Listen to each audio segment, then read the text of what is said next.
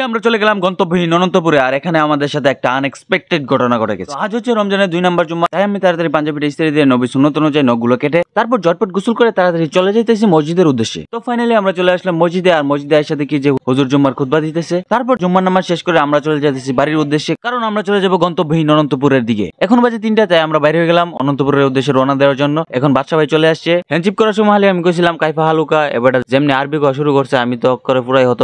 রনি ভাই চলে আসছে। তুই কি ক্রিম টিরিম মাইকে আসছিস? এই যে দেখো চকচক করতেছে।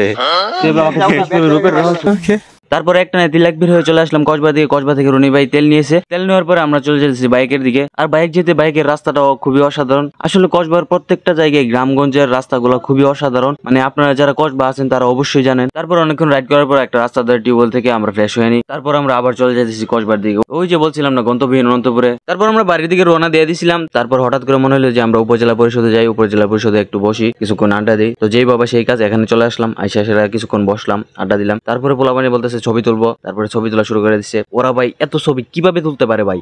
আমি তো ভাই 1-200 ছবি তুললে ক্লান্ত হয়ে যায় ভাই, আর ছবি তুলতে মন চাই না। একটা জামা পরে 200-300 ছবি তুলে হালি। এরা এত ছবি কেমনে তুলে ভাই? এত ছবি তোলার পুক দেখেন লাইন ধরে দাঁড়িয়ে রয়েছে। ছবি তুলতে তুলতে ইফতারের সময় হয়ে গেছে। আর হ্যাঁ, আপনার ছবি তুলি না পুক বন্ধুটার একটা মেনশন মেরে দেন।